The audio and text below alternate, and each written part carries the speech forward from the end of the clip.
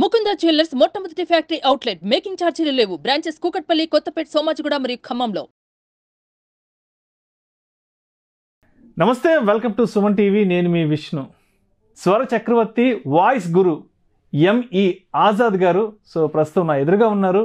And వారితో మాట్లాడి ఎన్నో ఆసక్తికరమైన విషయాల గురించి చర్చించుకుందాం. చాలామంది చూపులేని పిల్లలకు కూడా ఎంతోమందికి స్వరదానం చేస్తారు. ఎట్లా అంటే చూపులేని పిల్లలు ఎట్లా వాళ్ళకి ట్రైనింగ్ ఇవ్వాలనిపించింది? ఏంటి అసలు చూపులేని పిల్లలు అంటే వాళ్ళకి బ్రెయిలీ లాంగ్వేజ్ అని ఉంటుంది. అవును, బ్రెయిలీ లిపి. బ్రెయిలీ లిపి, ఆ బ్రెయిలీ లిపిని తెలుసుకున్న వ్యక్తిని నా పక్కన పెట్టుకొని వాళ్ళని ఇది నేను చెప్తుంటాను. ఉదయాన్నే లేవండి, లేచి ఓంకారాన్ని ఆలపించండి, వజ్రాసనం మీద కూర్చోండి. ఇలా చూపులేని వాళ్ళకి పట్టుదల ఎక్కువ ఉంటుంది. మీకు తెలుసా, జ్ఞాపక శక్తి ఎక్కువ ఉంటుంది. అద్భుతమైన జ్ఞాపక శక్తి ఉంటుంది. ఇలా చెప్పగానే మళ్ళీ చెప్పేస్తారు వాళ్ళు. అంతటి పవర్ ఉంటుంది వాళ్ళ దగ్గర. వాళ్ళకి ఒక లైఫ్ అంటే వాయిస్ ఓవర్ చెప్పగలడు, పాడగలడు, ఇన్స్ట్రుమెంట్ ప్లే చేయగలడు. సో ఇవన్నిటికీ నేను దృష్టిలో పెట్టుకొని వాళ్ళకి ట్రైనింగ్ ఇచ్చాను. అంటే వాయిస్ ఓవర్ ఎలా చెప్పాలి, ఇది పాడడం ఎలా చెప్పాలి, అంటే సంగీత జ్ఞానం. అంటే నేను సంగీత జ్ఞానం నాకు లేదు, కానీ ఆ సంగీతం కూడా కావాలి అక్కడ. అంటే సారిగమ పదనిస ఉంది, సా అంటే షబ్జమం, రీ అంటే రిషభం, గా అంటే గాంధారం, మా అంటే మధ్యమం, పా అంటే పంచమం, దా అంటే దైవతం, నీ అంటే నిషాదం. అంటే నిషాదం అంటే గజబృంహితం, పా అంటే పంచమం కోయిల ధ్వని. రకరకాలు సరిగమ పదనిస అంటాం కదా, దానికి అర్థాలు ఉన్నాయి. శబ్దం అంటే నెమలికేక, ఋషభం అంటే ఋషభ స్వరం, గా అంటే గాంధారం మేకరు, పా అంటే పంచమం కోయిల ధ్వని, మా అంటే మధ్యమం క్రౌంచు పక్షి కేక,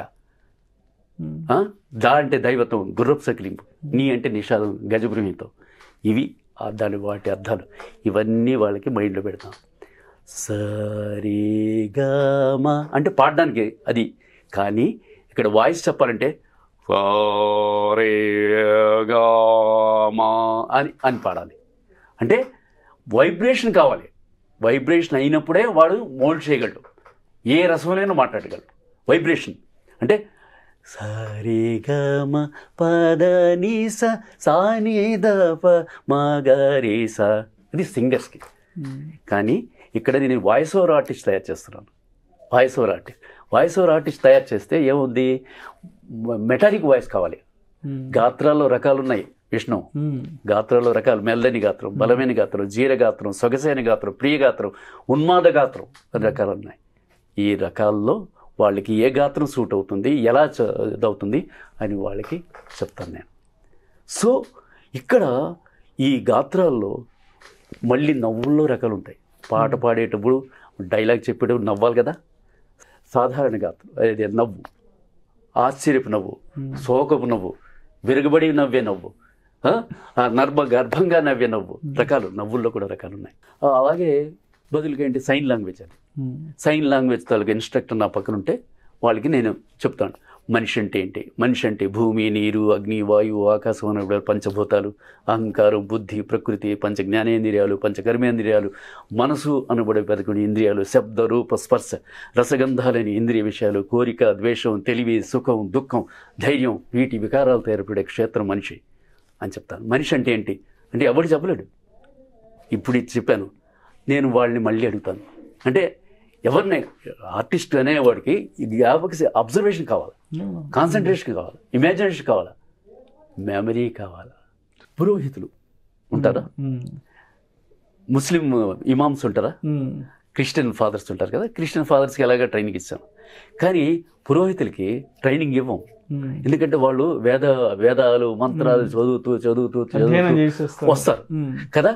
కానీ వాళ్ళు ఎప్పుడైనా వాయిస్లో డిస్ట్రాక్షన్ వస్తే 3 రోజులు నేను మాంగళ్యం తంతునే నేను మమ జీవన హేతున కంఠే బద్నామి సుభగే త్వం జీవ శరదాం స్వతం అనాలి. కర్రమని వాయిస్ రావాలి. హెల్త్ బాగాలేనప్పుడు రాదు వాయిస్. వాళ్ళకి ఏం చేయాలి, ఉదయాన్నే బ్రాహ్మీముహూర్తులు లేచి ఏం చేయాలి, అవన్నీ వాళ్ళకి తెరిపించాలి. అలాగే ముస్లిమ్స్కి అజా అంటారు. మార్నింగ్ 5 సార్లు వస్తుంటారు చూడండి సౌండ్. అజా అంటే పిలుపు, దేవుడు వచ్చి నమాజ్ చేయండి అని పిలుపు. అది ఆ అజాన్ కూడా ఊపిరిని బాగా స్టోర్ చేసుకుని చెప్పాలి. అది మైక్లో చెప్తారు. ఇంతకుముందు మైకులు ఉండేవి కాదు, అక్కడ నిలబడి ఇలా చెప్పేవారు. కానీ ఇప్పుడు మైకులు రావడం వల్ల చిన్న వాయిస్ చెప్పినా వెళ్ళిపోతుంది అది. అప్పుడు ఆ టైంలో కూడా వాళ్ళు కొందరు అల్లాహు అక్బర్ అల్లాహు అని యూడ్లింగ్ వచ్చేస్తుంటుంది. ప్రాణాయామం కానీ, భస్రిక కానీ, భ్రమరి కానీ, కపాలభాతి కానీ ఇవన్నీ వాళ్ళకి చెప్పిస్తే వాళ్ళు చేయరు. అలాగే పురోహితులకు కూడా అలాగే చెప్పడం, అలా ఫాదర్స్ కూడా అలాగే చెప్పాను నేను. ఎందుకంటే వజ్రాసనం అంటే వాళ్ళకి తెలియదు. ముస్లిం వాళ్ళకి వజ్రాసనం అంటే వీళ్ళు కూడా వేయరు, క్రిస్టియన్స్ కూడా. ఓంకారం అని చెప్పడం. ఓంకారం అంటే సకల చరాచర సృష్టికి ఆధారభూతమైన ఓంకార నాదంలో అకార ఉకార మకారాల కలయిక. అకారం బ్రహ్మ, ఉకారం విష్ణువు, మకారం మహేశ్వరుడు. ఈ ముగ్గురి కలియికే సృష్టి. సృష్టిలో ఉద్భవించిన ఆదిశబ్దమే ఓం. మరి సార్ ఆదిశబ్దం హిందువులకైనా, మరి ముస్లిమ్స్కి క్రిస్టియన్స్కి లేదా అంటే ఉంది. ఇక్రా బిస్మి రబ్బికల్ లజీ ఖలక్ ఖలకల్ ఇన్సాన మిన్ అలక్ ఇక్రా రబ్బుకల్ అక్రమల్ లజీ అల్లమబిల్ కలమి అల్లమల్ ఇన్సాన మాలం యాలం. అంటే ఫస్ట్ వర్డ్ ఎక్కడి నుంచి? దేవుడి దగ్గర నుంచి వచ్చింది. అది మొహమ్మద్ ప్రవక్త విని అది మైండ్లో పెట్టుకొని, మొహమ్మద్ ప్రవక్తకి ఎక్కువ మెమరీ పవర్, అంత ఖురాన్ అంతా మైండ్లో పెట్టుకొని అక్కడ వచ్చే అసిస్టెంట్స్ ఉంటారు కదా, వాళ్ళ చేత రాయించితే అది ఖురాన్ గ్రంథం అయింది. తర్వాత క్రిస్టియన్స్ ఉన్నారు. ఆది యందు వాక్యం ఉండను, వాక్యము దేవుని యొద్ద ఉండను, వాక్యము దేవుడై ఉండను, ఆ వాక్యము శరీరధారి అయి కృపాసత్య సంపూర్ణుడిగా మన మధ్య నివసించండి. అది వాక్యం. అంటే క్రిస్టియన్స్లో ఉంది, ముస్లిమ్స్లో ఉంది, హిందువులో ఉంది. ఇవి ఈజీ కాదు అది. సో ఎప్పుడు వాయిస్ పుట్టింది, ఎప్పుడు ప్రథమ మాట వచ్చింది అంటే ఇవి, దాని ఎగ్జాంపుల్స్ ఇవి. సో వాళ్ళకి కూడా నేను వజ్రాసనం వేస్తే నమాజ్ చేస్తారు కదా, అదే వజ్రాసనం. క్రిస్టియన్స్ నీల్ డౌన్ అంటారు కదా, అదే వజ్రాసనం. హిందూస్కి వజ్రాసనం అంటే తెలుసు. ఇంకేంటి మీరు వజ్రాసనం వేయకపోవడానికి కారణం ఏంటి? ఇలా అనేవాడి అంతే కదా. నమాజ్కి వజ్రాసనం ఉంటారు, వజ్రాసనం కూర్చుంటారు. సో నీల్ డౌన్ అంటారు వీళ్ళు, ఎవరు? క్రిస్టియన్స్. మరి తప్పు ఎక్కడ ఉంది? ఆ పేరు వజ్రాసనం, ఓంకారం, ఆమీన్ ముస్లిం అంటాడు, ఓమేన్ అంటాడు, ఓం అని హిందూ అంటాడు. మరి అంతే కదా, ఓం నుంచి వచ్చింది కదమ్మా.